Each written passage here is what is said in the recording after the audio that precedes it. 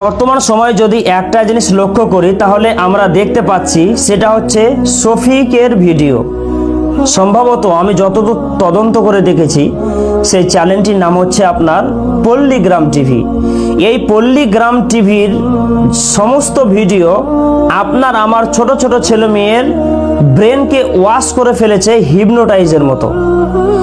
তারা ওই ভিডিও না হলে চলতেই পারছে না, ঠিক মতো খাওয়া দাওয়া করছে না, ঠিক মতো টিউশনে যাচ্ছে না, ঠিক মতো মাদ্রাসায় পড়তে যাচ্ছে না, ঠিক মতো আপনার পড়াশোনা করছে না। কেন? এই শফিকের ভিডিওর কারণে।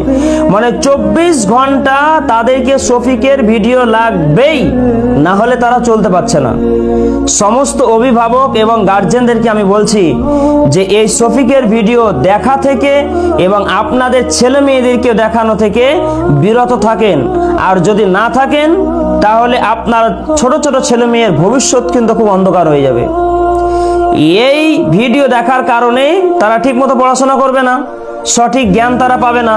শুধু পল্লীগ্রাম টিভিরই কথা বলছি না আমি, আমাদের ফেসবুক এবং ইউটিউবের মধ্যে অনেক পেজ এবং ইউটিউব চ্যানেল আছে যেগুলো অশ্লীল ভিডিও এবং কার্টুন দেখে বাচ্চাগুলো, তাদের আপনার ব্রেনগুলো শেষ হয়ে যাচ্ছে, পড়াশোনা ঠিক মতো তারা করছে না।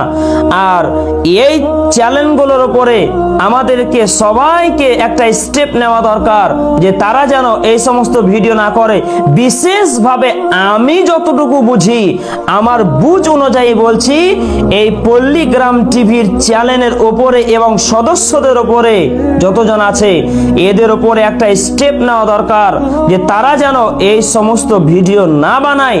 যেই ভিডিওর মধ্যে নাচানাচি করে, যেই ভিডিওর মধ্যে প্রেম করা শেখায়, যেই ভিডিওর মধ্যে হারাম রিলেশনশিপ করা শেখায়, যেই ভিডিওর মধ্যে বাচ্চা ছেলেদের বিবাহ হচ্ছে, একজন আলেম সেজে যাচ্ছে, একজন উকিল সেজে যাচ্ছে, তারপরে তারা ছেলে মেয়ের বিবাহ দিচ্ছে, বলেন এইগুলো শুধু ইসলামকে ব্যঙ্গ করা হচ্ছে।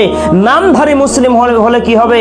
এইগুলো যত পল্লীগ্রাম টিভিতে যত ছেলে মেয়ে আপনার কাজ করে, ছোট ছোট এবং বড় যুবতী যারা আছে, এরা সবাই মুসলিম। এরা মুসলিম ঘরে সন্তান হওয়ার পরেও তারা এই সমস্ত কার্যকলাপ করে। বলেন এরা হচ্ছে আপনার ওপরে সৌদি আরব আর ভিতরে আমেরিকা। সম্মানিত দিনী ভাই বোন, এবং আপনাদেরকে বলতে চাইছি যে এই সমস্ত ভিডিও দেখা থেকে আপনারা একটু বিরত থাকার চেষ্টা করেন, অন্যথায় আপনার পরকাল হারাবে এবং আপনার ছোট ছোট ছেলে মেয়ের ভবিষ্যৎ আপনার অন্ধকার হয়ে যাবে। এরা সামান্য কিছু টাকার জন্য এরা এমন ভিডিও করছে উলঙ্গ হয়ে, তারা কোনো জায়গায় শরীরে কাপড় আছে, কোনো জায়গায় কাপড় নাই, বেহায়াপনার মতো তারা এমন ভাবে আপনার ভিডিও আপনার করছে।